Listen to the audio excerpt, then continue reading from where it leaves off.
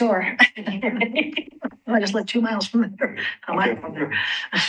Okay. All right, we'll call the meeting of the Oregon City Library Board to session on May 22nd. And the roll call is Cynthia Andrews is here, Nick Dierkman is here on Zoom, Larry Osborne's here, Heidi Blackwell, Bill Carton on Zoom, Lisa Arestovich is here, and Greg Williams and Denise Butcher as staff. And guests will introduce themselves when the time comes. Thank you. Okay. All right, approval of minutes. You've gotten the minutes, and again, I think they're just perfect in terms of their brevity. Any comments, any corrections or additions? I'm going to accept them. Okay, second, please. Second. Okay, in favor? Aye. Any opposition? So passed. And if you wouldn't mind, I would like to delay my report so that we can let our special guests present it and then get out of here. Yeah. Please introduce yourselves. This is the Teen Advisory Committee Annual Report. Yeah. So you all know me, I'm Sabrina, teen librarian here. And Kara is our library board chair. It's actually the first grade admin positions, including chair, vice chair, and scribe. Good.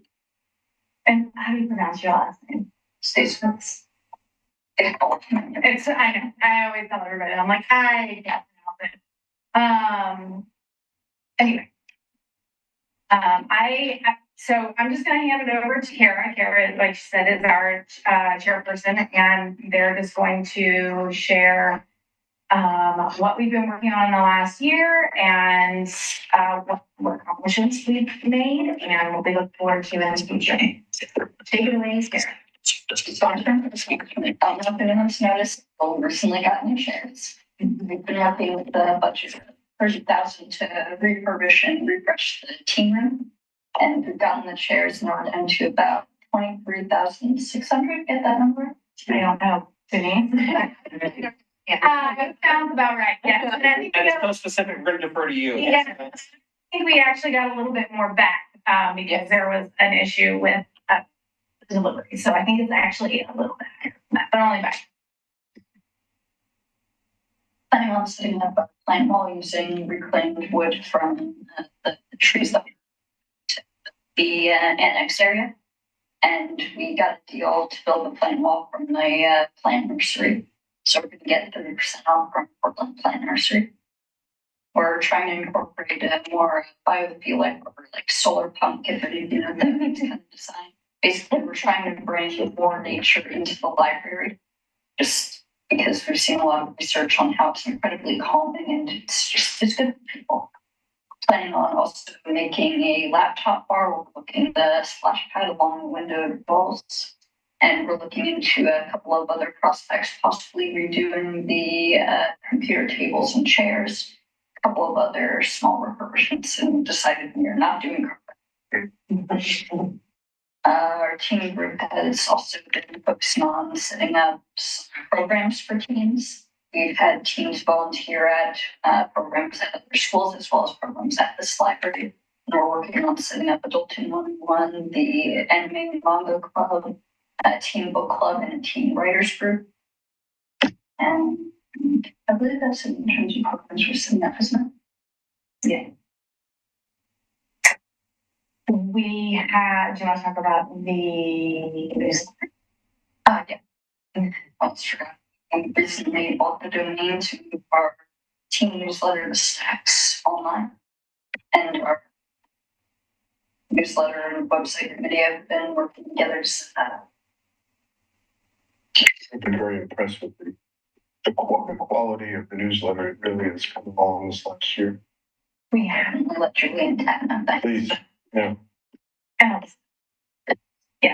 Yeah. Right now they were feeling the pressure to get this last one published, and I said, "It's okay. We're moving it to an online, so getting our blog set up. So we won't be publishing one right now, but hopefully we'll see if it happens during this." Yeah. we're still very much in the infancy stages. Because we're from scratch. Let's see what else. Future, we'll probably be offering more older adult programming like Parents Lane, the writers group. Well, yes, the writers club. Adulting 101. And those are all things that TAC has expressed interest in or TAC wants to develop. So I'll go do that up first. Yes. Letting them go forth and see what they come up with. Kara, is there anything the board can do to further support what you're doing? Can't think of much. We have a good budget for team room. We've got most of what we need to set up the newsletter, once you've heard.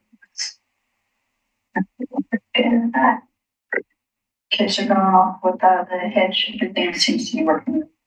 I don't think Those recruitment of like new people or retaining current people though.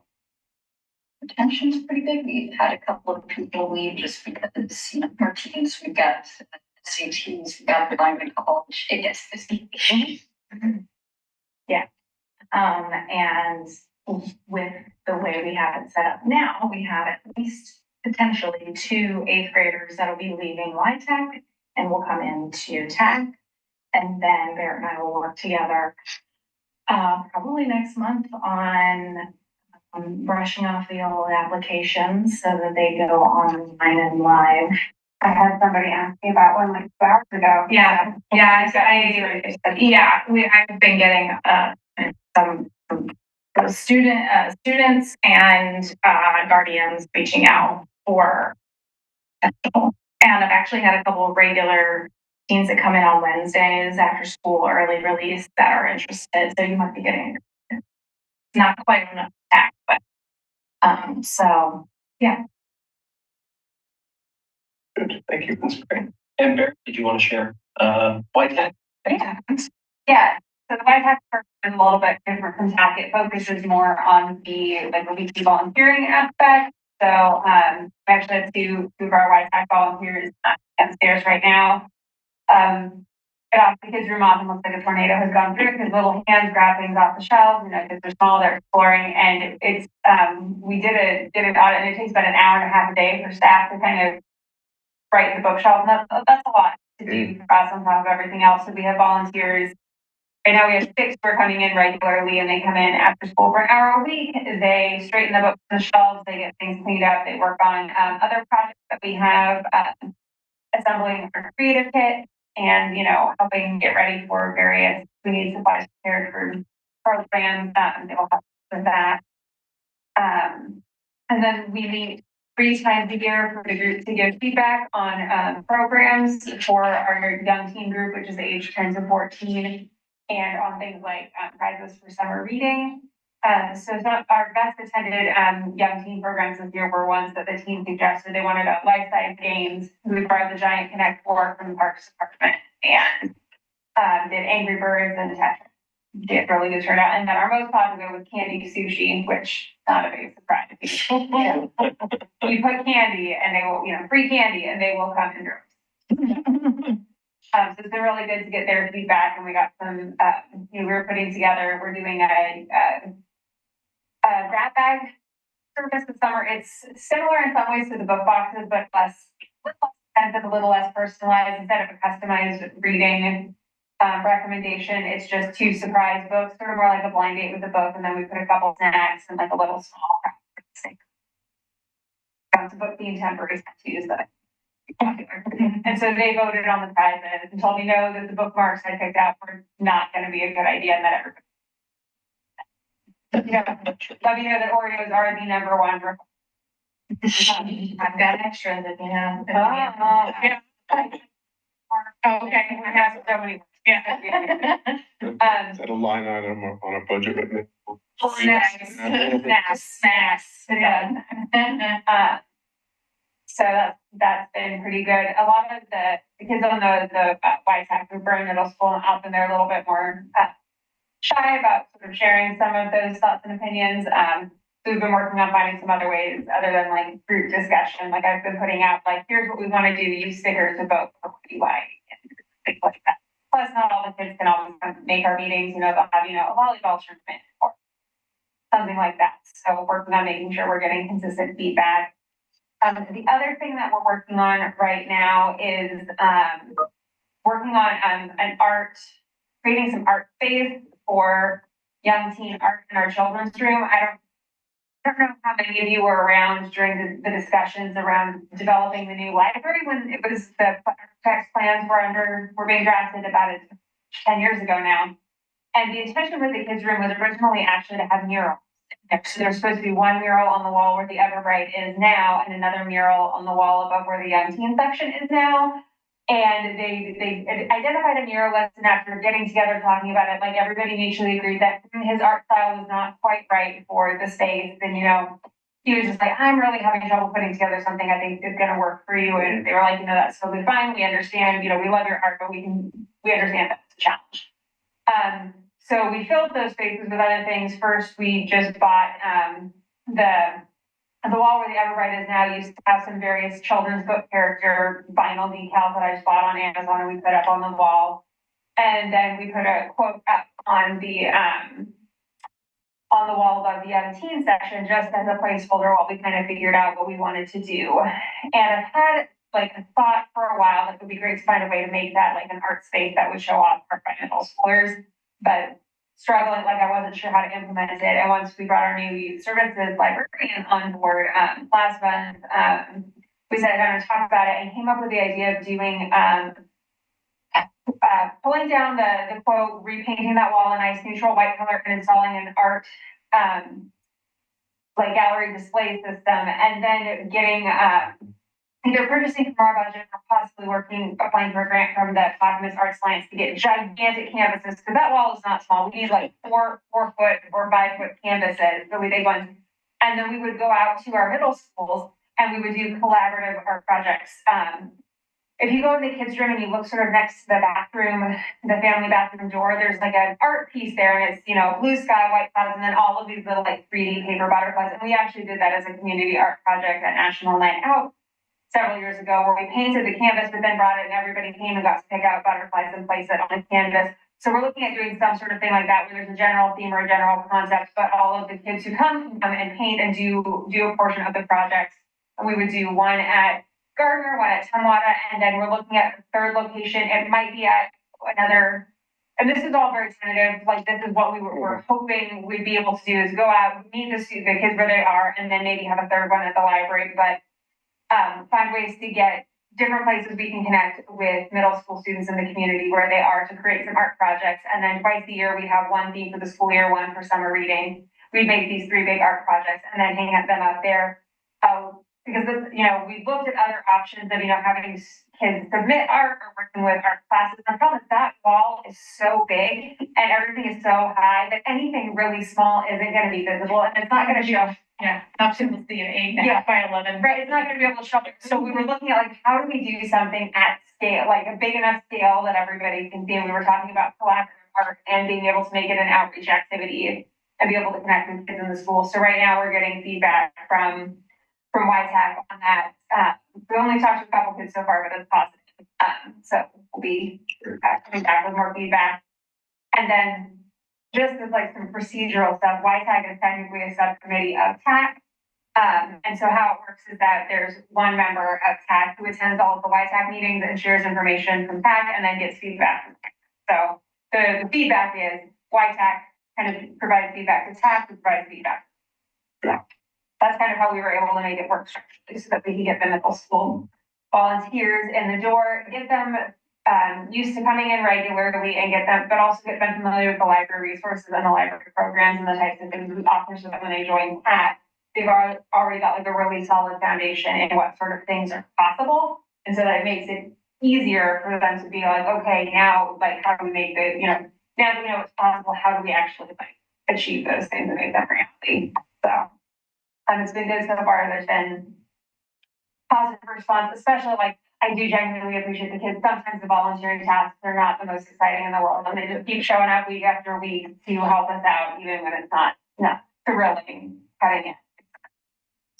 Got a couple eighth graders who are hopefully moving into TAC next year, and recruiting more kids. Upcoming school year. Well, I think it's really important to get that ownership. Sense that I'm part of this. Yeah. Kara, you can speak maybe a little bit to the background of the students that make up tech as far as the different schools or educational experiences they come from. Because I found that interesting that they're not necessarily in public schools. Yeah, there are a lot of students. We've had some exchange students. Yeah, they left last year, but yeah, we've got a lot of public and private school students from some of the different schools in the area, and we've got some homeschool students. I personally am an online school student at Open Charter Academy. But yeah, we have kids at a lot of different schools. And we have one, we've got someone from Oregon City High School, obviously, Tumwada, I don't think we have any from Gardner well, obviously not because we didn't add any, but you might have. Yeah. I can check. And then we have at least one person who actually is a Canby High School student, but they live in Alberta, which is really. So getting a lot, and then we have Kara who does the online school. And then I think we have anybody from Case. There's one from Alliance Church. And there is one from Alliance. I just came across us in there the other day. Yeah. So quite a spread, which is great. Yes, you get to represent. Yeah, the last 2 years have been the most diverse that tech has ever been, as far as like where kids are attending school or being online, but so like racially diverse and gender identities, and also not from this country. We had 2 people last year that were from 2 different. I mean, I was. Good. Any questions from the board? I was just curious what, I know that this is focused on teens, but how aware are the teens of adult programming at the library? And is there any effort given to helping them transition from the sort of the teen focus into adult programming when they're leaving the program or graduating from high school? Yes. I am trying. We actually tried to already offer a program where there's older high schoolers and what I'm calling new adults. We don't really use young adults anymore. They're teens and they're new adults. And while that was it was just kind of a test program to see what would happen. And we did have a blended attendance, maybe the first 2 times. It was like a Dungeons and Dragons program. But then that kind of petered out, and it was mostly just tweens and teens attending that, which is not surprising, but it was worth a try. But I'm hoping my position is to focus on high school age with also focusing on those ages going out into the world, the workforce, community college, because we lose them until like they have children, and then they come back in and they're here with their kids. So that's kind of something that I'm hoping to explore more of in the next year. I was sort of in like a little bit of a transition between kids and going into this in the last year, so I haven't had an opportunity to really do that as much. But I definitely have a lot of support from Blake, the adult services librarian, and Jen, both of them, and Barrett. to kind of put my feet into two worlds, yeah, both of those worlds are very challenging. They're very busy people. So yes, those people have not been forgotten. They're very much at the center of what I'm hoping to do moving forward. Thank you. Sure. Anything else? Lisa, did you have anything you wanted to say? Well, I've only had the opportunity to go to one of the meetings so far. Looking forward to being able to attend more in the future. I agree. There's so much diversity and they're doing such good work. It was really exciting to see. And thank you so much for coming today to present. Yeah, I'm looking forward to all the great things that you guys have moving forward and to be able to be a bigger part of your guys'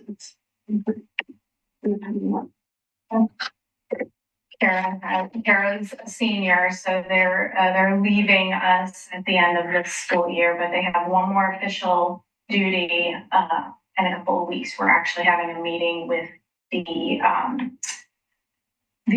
Youth Advisory Commission. That group is going to come over on June 9th to the library, which is Sunday.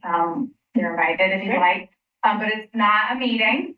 We're going to chill. We're going to talk about what each group has been working on, what we, are going to be basically what you heard here today, but from both groups, and then, potentially bat around ideas of like things that we might be interested in collaborating on.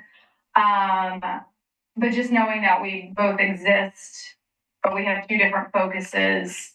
We're focused on libraries and teens coming to the library. So just kind of getting a chance to get to know each other in that way and eat some snacks and play some games and just kind of hang out. So yeah, collaborating within the city. What are your plans for next year, Karen? I'm going to a four-year school on the East Coast. Going to improvement. Well, thank you. Yeah. Great. Okay. Thank you, Karen. Thank you, Sabrina. Thank you, Mary. Yeah. Good job. Great. All right, the library director's report. Okay. Let me get there. Thank you very much. I will keep this brief as we want to go there. So the first thing I want to point out, I put on here, there was a note about statistical anomaly this month in stats in the adult circulation. In between the time we put that together and now, we figured out what that anomaly was. If there's interest, so in our system, there's something that's called an ephemeral checkout. It's how you it's how you register a checkout for something that doesn't necessarily have a barcode. And so we started doing that much more. All libraries in Clackamas use it with their seed library because the seeds don't have a barcode on there. So when somebody comes and wants to check out something from the seed library, we go in there and we call up the seed library item under what's called ephemeral checkout, and you have to manually enter the number of items that are being checked out. And so somehow, I suspect if somebody scanned, a barcode, and it took, the first four digits of that barcode, which were probably, 3,000 something. So they're going to fix that. They're going to, our network office said, as we've been seeing more usage of this function in the system, we've seen this happen a few times. So that was what it was, about 3,500. We ran the report. You can just see every day. And April 12th, there makes 3,000 extra checkouts. Oh, better than 3,000 extra people didn't leave. Yes.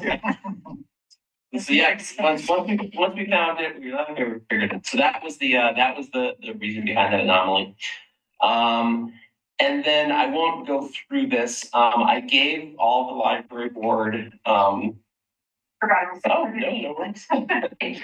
I gave the library board just kind of a rundown. So as I think everybody knows, the library has been the site of first the community's Juneteenth celebration and then the city's Juneteenth celebration for the past 4 years.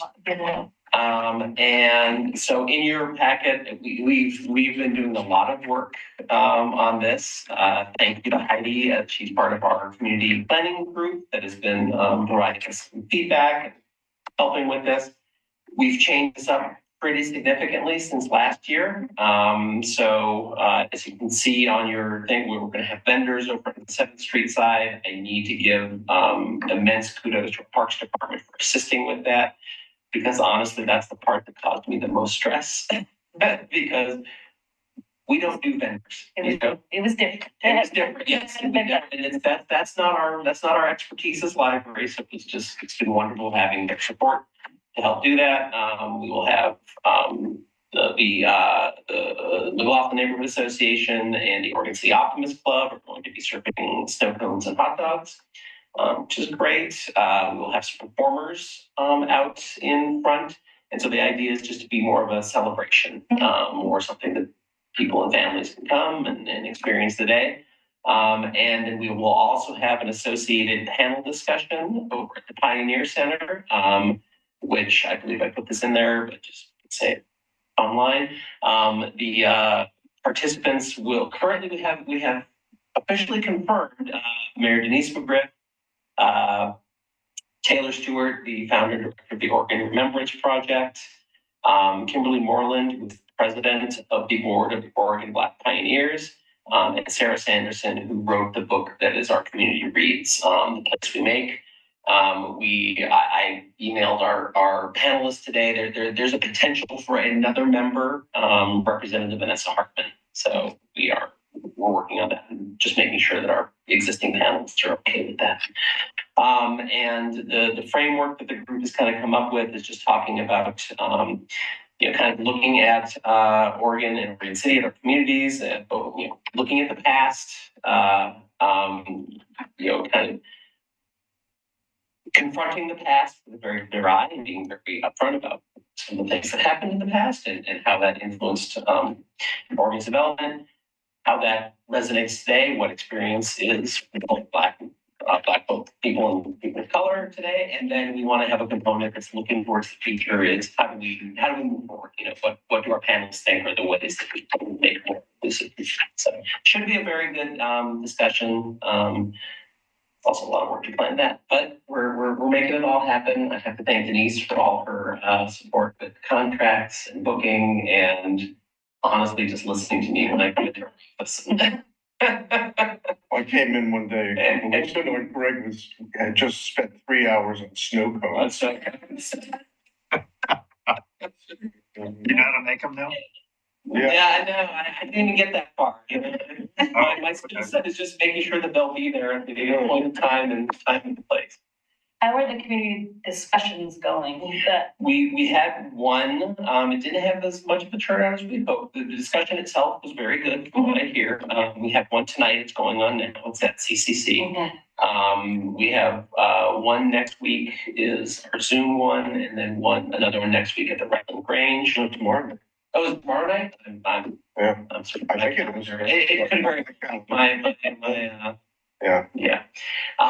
So I think one of the things we'll try to look, for next time is doing this is different ways of publicizing it. But we got a very good conversation. I will say from what Blake told me, Taylor Stewart was also in the panel discussion. He is facilitating these things, and Blake came to me and said we made a really good choice having Taylor facilitate these conversations. So very good.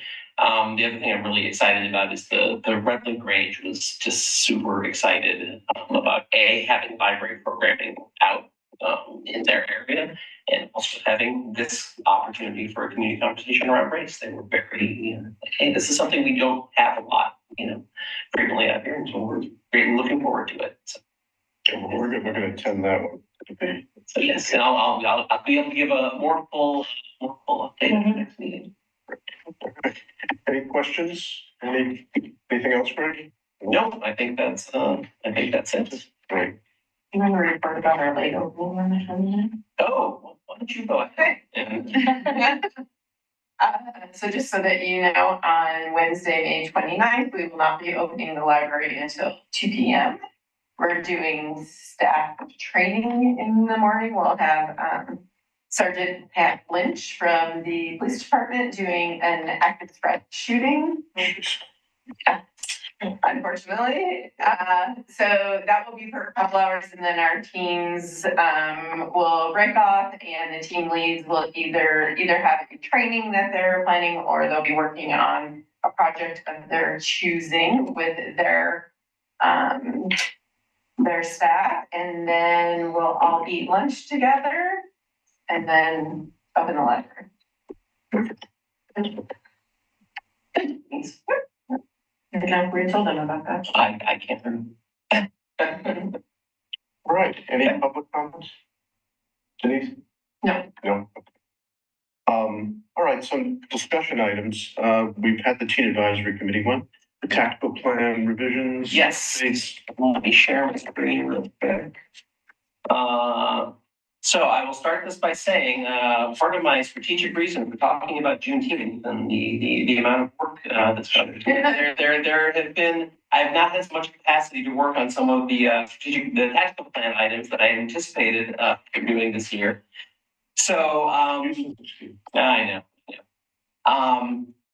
And I'll preface this by, this is a new process for all of us. I hope this works for everybody. But when we put this together, we envisioned that we go through most of the year and then kind of have a time when we can look at how much progress we made, and do we need to make changes, going forward as things change during the year. And so that was the intent of this. So the ones that I was suggesting changes for, I'm not, the ones that are simply date changes, that's the issue. I was a little more optimistic in our ability to get things done on a schedule, but we're still working on them, and I think we'll be able to get them done. I'm just trying to get a little more time to work on them. The couple of substantive ones that I did want to point out. So on 3.1.1, the original activity was to complete a demographic analysis.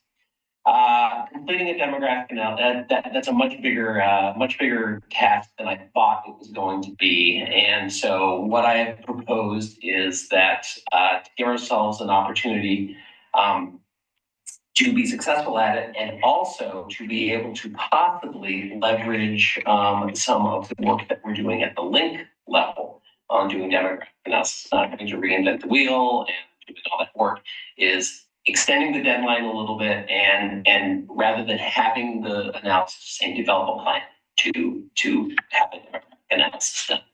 If we can get it done this period, we certainly want to, but I wanted to give us a little, I felt our staff needed a little leeway, and I really do want to see what happens at the link level. Because as Nick and David know, which we'll get to in our contact update, we presented the director's strategic plan to LPAC, and there's great support for it. So our directors are really keen on going forward.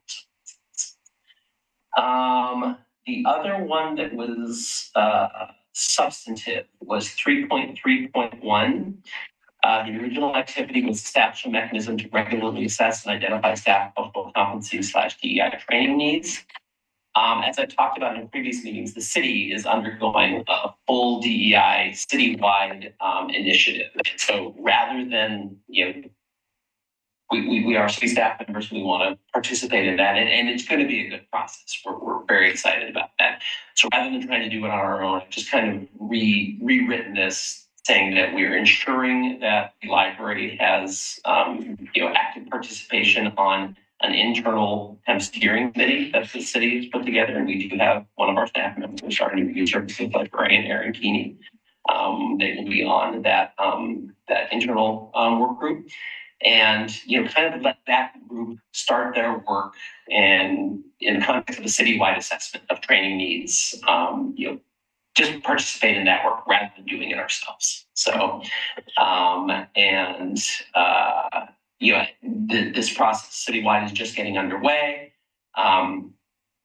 So I'll keep reporting back on the progress of that.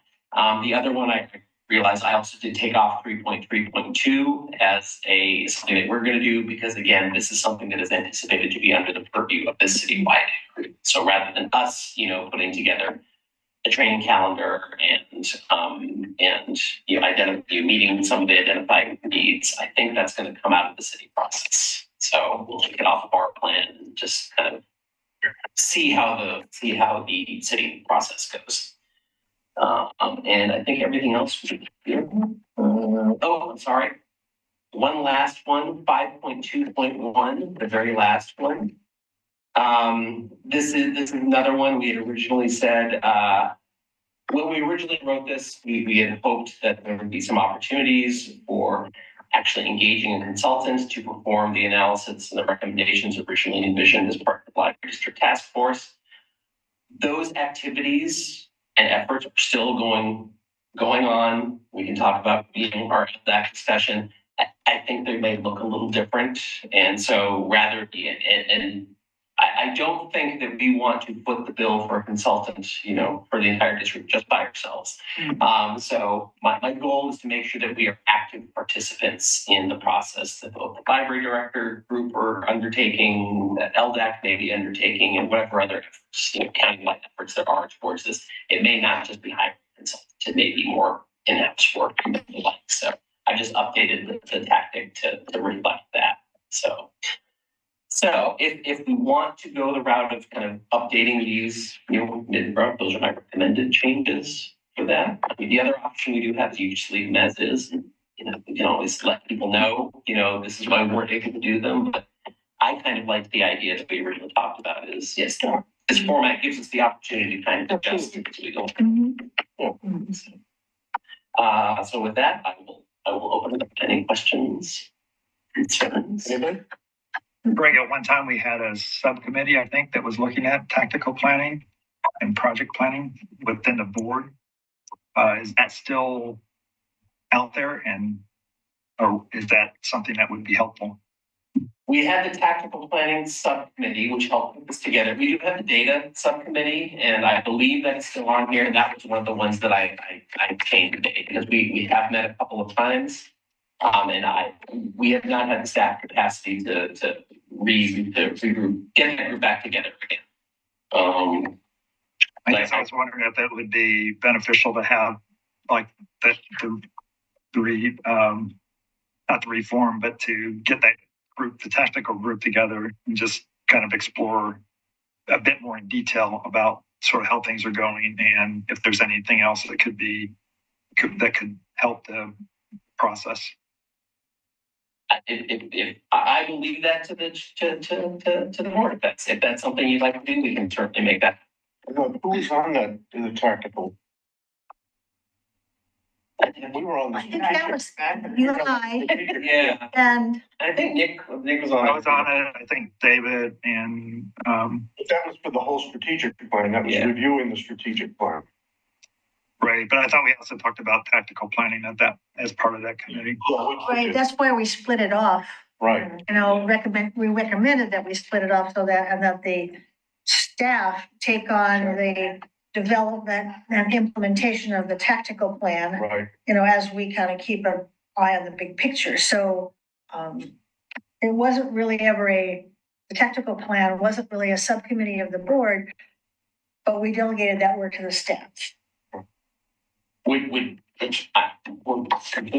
want to meet your needs, right? So this is the first time we're trying it. So this was my effort to kind of report back to you on how it's going and what changes we need to make. But if you want to have just the will of the board to have another group dig into that more frequently, we can make that happen. I don't feel like it needs us, except for on an oversight basis, like, are you doing something, but because, we delegated that to the staff, then there really is, the staff should be like you're doing, like updating it, looking at like the practicality of it, because this is the first time you've really had this.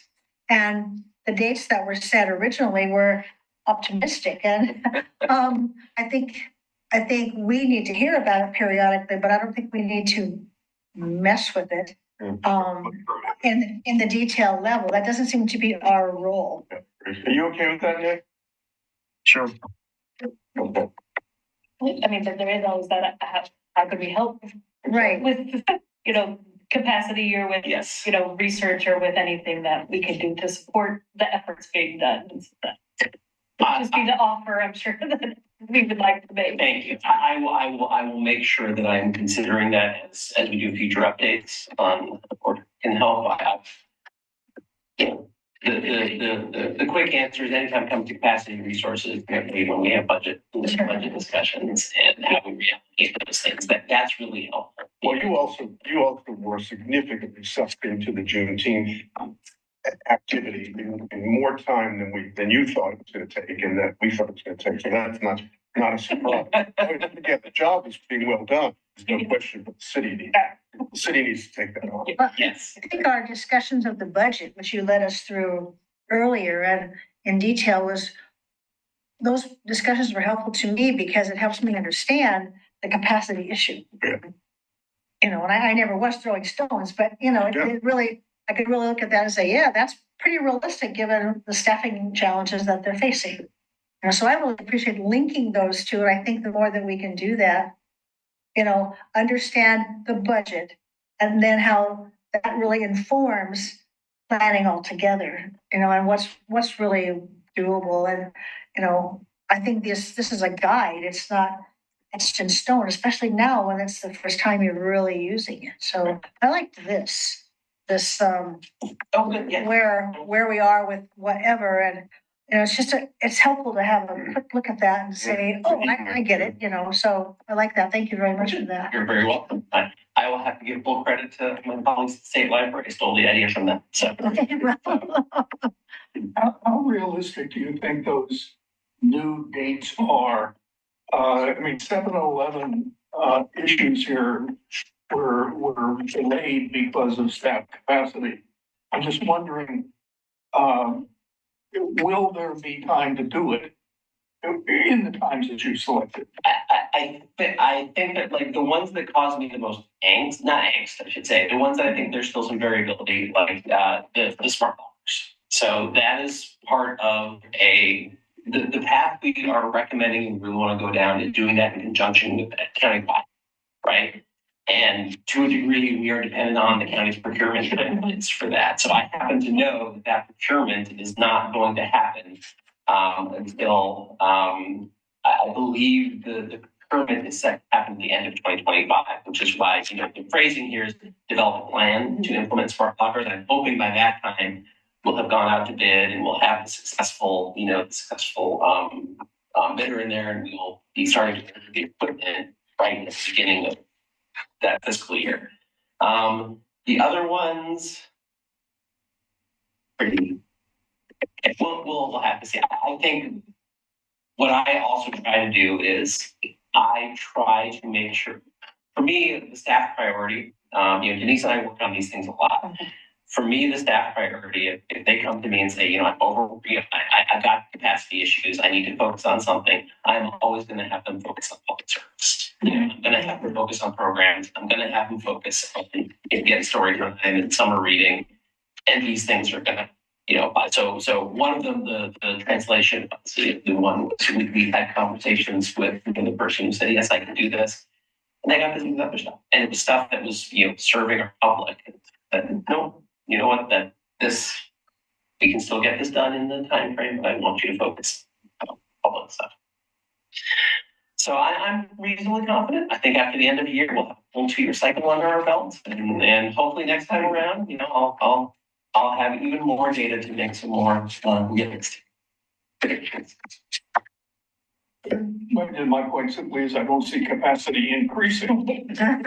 So whether pushing it ahead will actually give you more opportunity, questionable in my mind. I think the reason I was comfortable is because there has been progress on a lot of it's just not as much progress as we had hoped to make at this point. So there are some that we haven't started yet, but a lot of them are, like, for example, the ones that are related to getting an audit, a diversity audit tool, and some of the things we looked at the data subcommittee. Right now, that's a capacity issue of I need to work with the contracting, you know, with the vendor. We're also with one of those. We're also hoping that there might be some appetite countywide to go in with us on that, because, you know, with any electronic resource like that, example, one that we're looking at is if we go in ourselves, it would be 16 grand, I think. If the whole county went on it, it only goes up to 25. And so by that 13 libraries, that's a couple. So part of it is I want to spend a little time trying to build some enthusiasm with my colleagues, other libraries. Hey, is there anybody else who's interested in going in? Even if we can't get everybody, then we have 3 or 4 libraries coming in, it becomes a lot more important. So I just want to make sure that you don't feel that we're pressuring you. No. And forcing you into unrealistic. Thank you. I do appreciate that. And I just value, I will come to you and I'll be very open and honest about why we were able to do things and why we weren't. And I'm hoping that will better inform our process next time. So we can have discussions that, hey, maybe your reach exceeded your grasp a little on that. So maybe we scaled down a little bit. But thank you, Oz. I appreciate that. And we really are working on the outreach. We had the survey, we were having programs at the Grange. We're going out to one of the rural areas tonight, and we've got another one scheduled in the month. And so, yeah, we're moving on. All right. Yes. No, that's it. If there are any other questions, I'm happy to. All right, the modifications to the operating. And actually on this, if I could, is there a motion to accept the revisions? Oh, presented? yeah. I would so move. Okay. I'll second. Second, all in favor? Aye. Okay, good. You wanted that? Yes, just. Yeah, there you go. I like to have them. There you go. Anytime I say, hey, this is where we're allocating resources or my library room is on. Okay, so operating hours.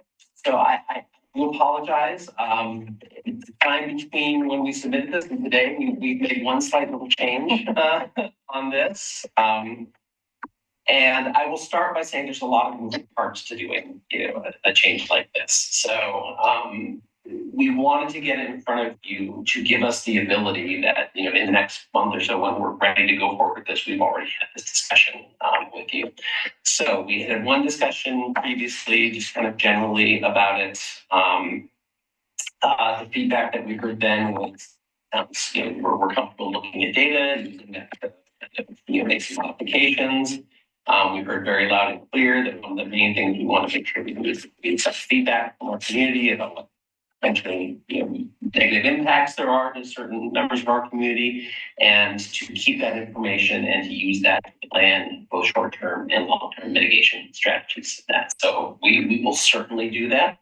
And we have some ideas on how we're going to do that. That will be part of any communication that we do.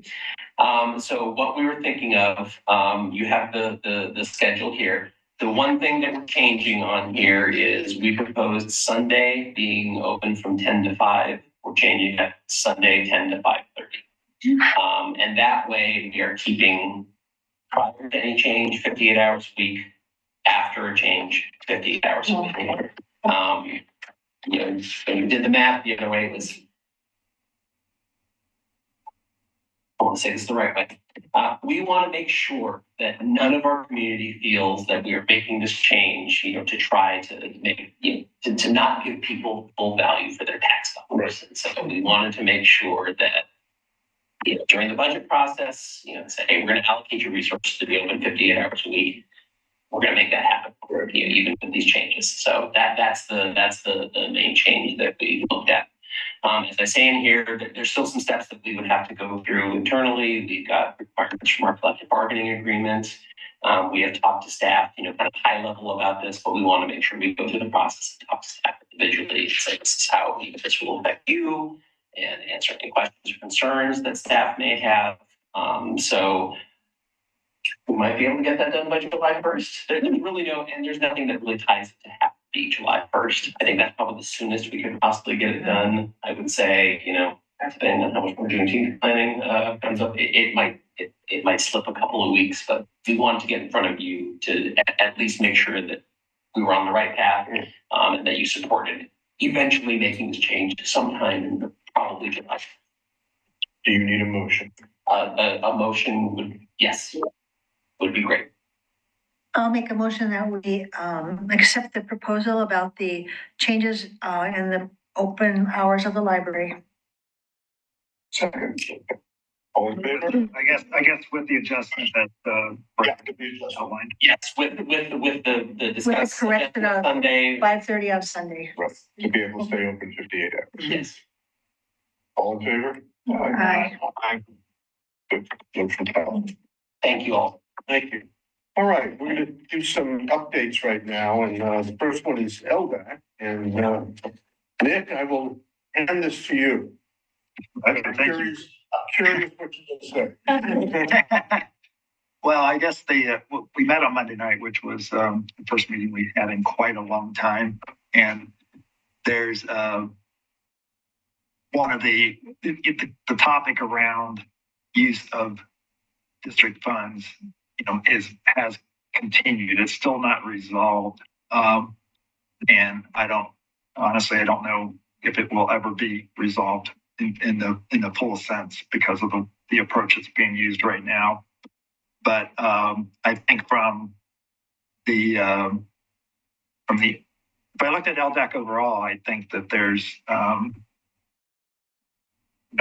probably only a couple people that are really focused on still trying to go back to 2008 to interpret what the ballot measure meant.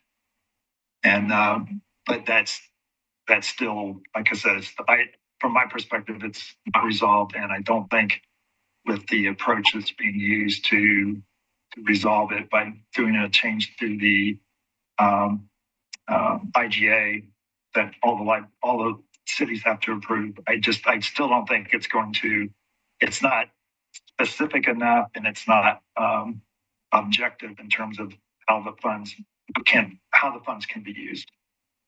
So, Greg, do you want to? I'll do the second part, but I wanted to get do you agree or any other detail or?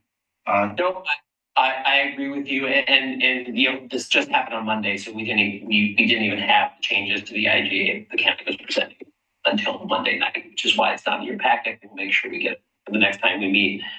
I think you may recall that when I brought this to you before, I kind of predicted, here's a couple possible paths that we see the county taking, and the one they took was, one that doesn't make a substantive change. In my opinion, it is simply the IGA currently makes reference to OLA standards by reference. It just says, these are the OLA standards, and if you look them up, you can find them. The change that was proposed was basically excerpting from those standards and printing them in the IGA, which is pointless. So I would say, from my perspective, it's a lot of, if that's the direction that the county goes, it's just going to be like Nick said, a lot of effort for no real substantive change. I think it's correct that also for some of the voices on LDAC that it is, since it's just simply restating what's already there, that probably won't satisfy them. At the meeting, I asked and continue to advocate for as much as I can.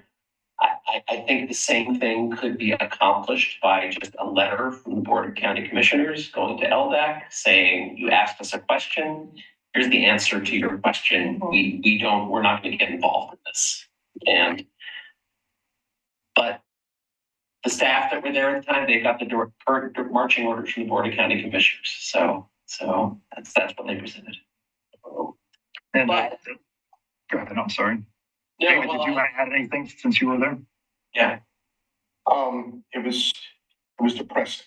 No. I think. The first part was depressing. Yeah, I mean, I think there were two very articulate people that were hampering, that were focused on an issue that will not be resolved. The county already has weighed in and said, we're not going to make this change, basically. They didn't state that, but they stated it in terms of the tiny little adjustments they proposed.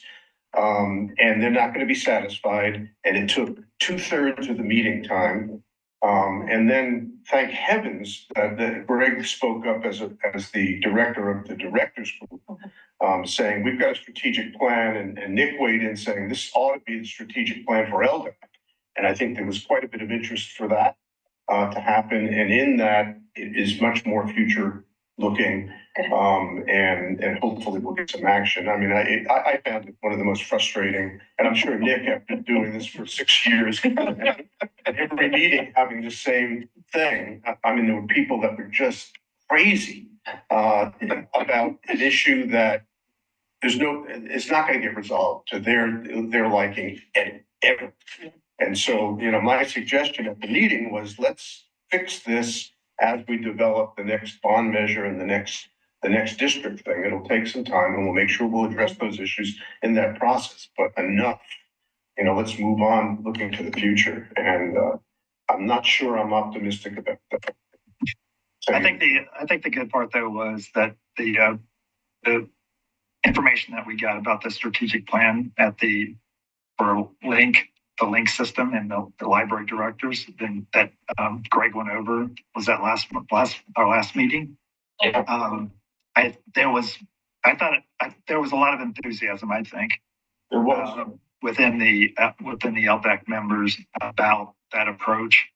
And I think that just having it out there for discussion, and we did get agreement from LDAC that we, in a sense, were adopting that as our strategy, for the district going forward over the next period of time. So I thought that was all positive. I mean, there's still a lot to be done to get the right kind of focus on that strategic plan. But the approach that was in there, as you recall, was basically what we're doing at Oregon City Library, and that is strategic plan followed by tactical plans to support the strategies. So I think it can be very effective. I think it's a great communication tool, and I think that if we can rally everyone, beyond the directors. I mean, there's support. Greg has gotten support across all the directors since he's heading up that group this year, and so I think I think if we continue to give it focus within LDAC and continue to get support within the group board, I think it's the most positive thing I can think of since being involved almost. I think when we were going to do the big task force, I thought I was optimistic. I thought it was way too complex, the big task force. I know there was a lot of the reasoning for it was to get buy-in, but it was so massive in terms of trying to really get something done that I wasn't sure if it was really doable. And, it fell apart very quickly once we couldn't have, when COVID happened and we couldn't have meetings, and it was going to require a lot of participation to make it effective. So that's sort of the rest of my report. Greg, anything? Or David? I'll echo what Nick said. That is the most positive. The ending of the meeting was the most positive LDAC meeting we've had in years. The directors were not a good sign. No. Well, we spoke with a unified voice. We reminded them that we had come to LDAC in 2018 with these revenue concerns, and we reminded them we've lost, partially because of COVID, partially because of this excessive focus on looking back. We lost 6 years to correct this thing. And another, the Candy director was very eloquent, and she said, the future that we told you was coming in 2018, Candy's there now, and is facing some very difficult financial times. So we kept stressing, can't keep looking back to the debates and the concerns and the challenges of 2008.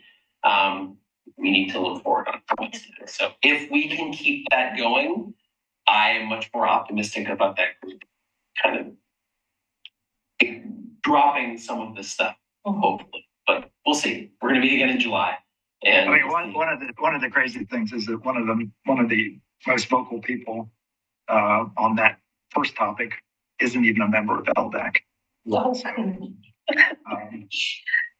Which makes it just another interesting aspect to this whole. You mean non-members aren't limited to 3 minutes or something? Well, I can tell you, after the meeting that, at least I am, and I know Greg supports, trying to get some better controls on the meeting and, particularly public, involvement in the meeting, so. I'm gonna be making a proposal to the LDAC the next time we meet.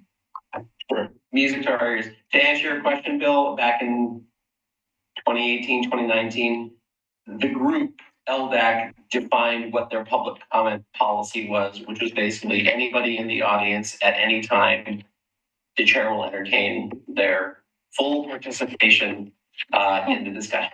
And there were a couple of members on LDAC, very strong proponents of that, and there was not enough support for a different model at this time to prevent that from happening. So that's. So I'll be advocating for, I can at times have a pretty loud voice. But, I mean, one of the concerns that I had in sort of watching this circus, was that we're losing credibility. LDAC is going to lose credibility with city managers and with the county. And we can't afford, I mean, if we're going to go forward with a united voice to go back to the public, there's got to be integrity, and there's got to be commitment, and there's got to be respect. And I mean, we had one of these people who was very articulate and not on LDAC actually suggested putting a vote out to the public to ask them if capital expenses can be used. I mean, just imagine going to the public with something that is really non-substantive like that confuses the public. I mean, it just made no sense. So hopefully with the strategic plan and with Nick's suggestion that we have a public meeting kinds of efforts where non-members have 3 minutes, and we've got stronger, lead and meeting management.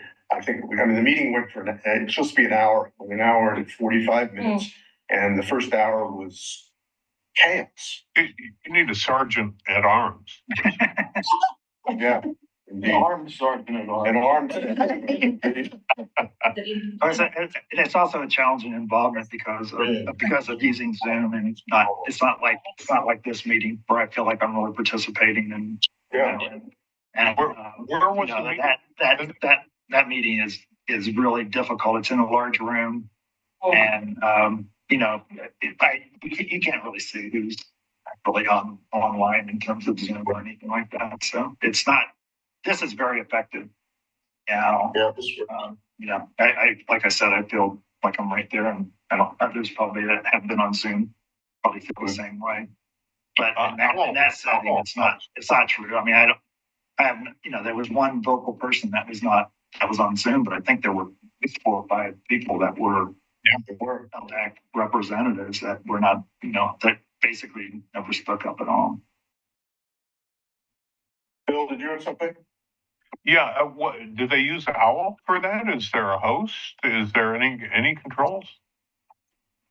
Yeah, the county staff manages the meeting, but again, since this is the format that advisory body has elected to use, and the county does not have a practice where they dictate to every advisory body, this is how you shall conduct a meeting. And I will say, in the past, one of the county commissioners attends those meetings and has been, as electeds typically are very supportive of their citizen advisory groups, and encourages them to say, hey, you guys are doing great work. This is important for you to do. And so I think they kind of understand that as, oh, hey, this is a format that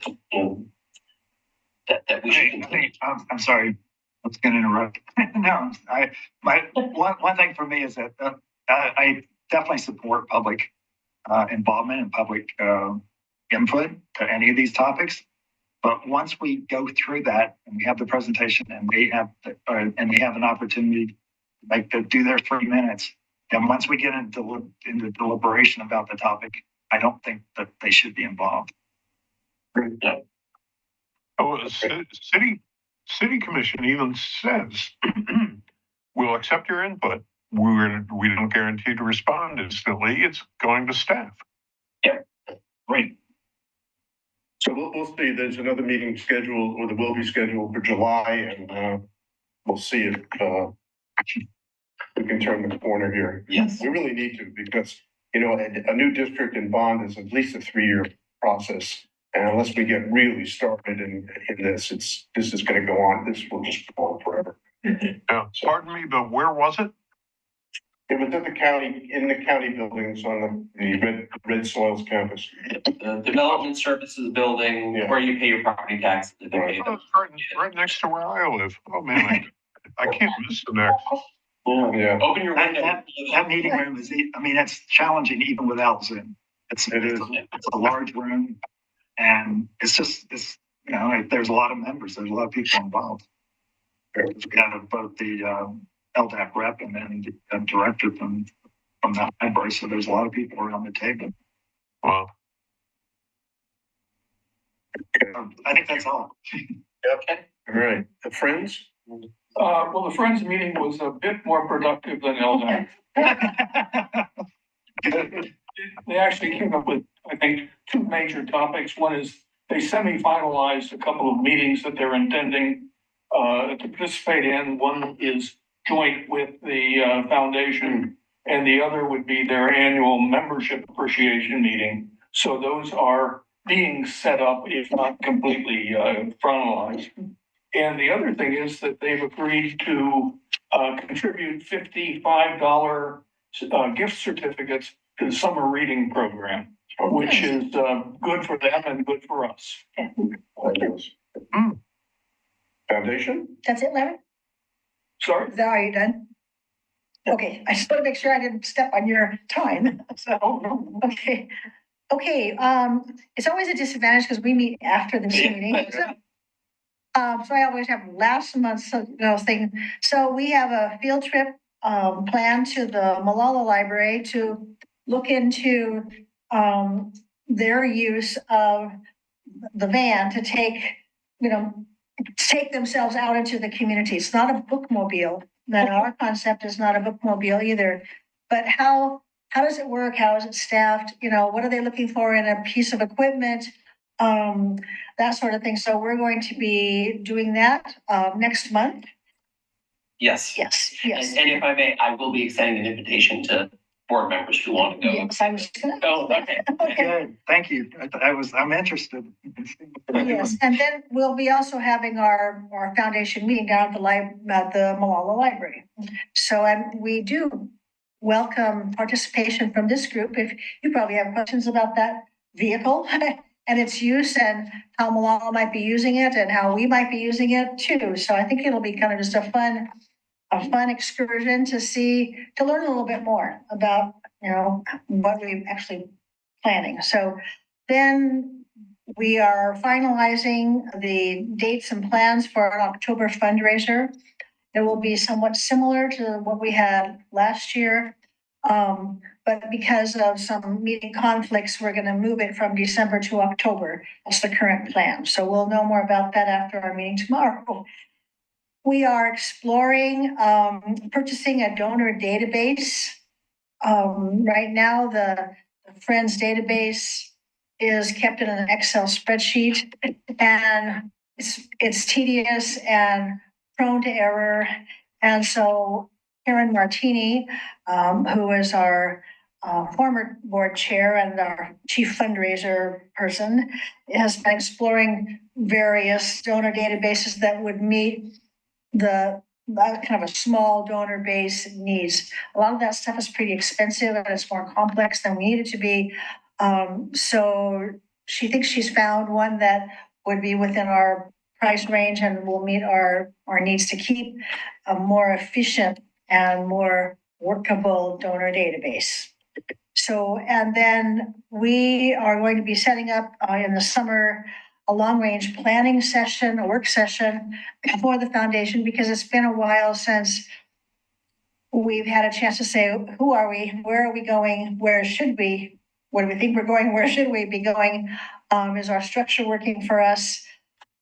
Just the kind of more strategic thinking that all organizations are now challenged to do, with ever-growing need and limited resources. So we'll be finalizing the details about that as time goes by.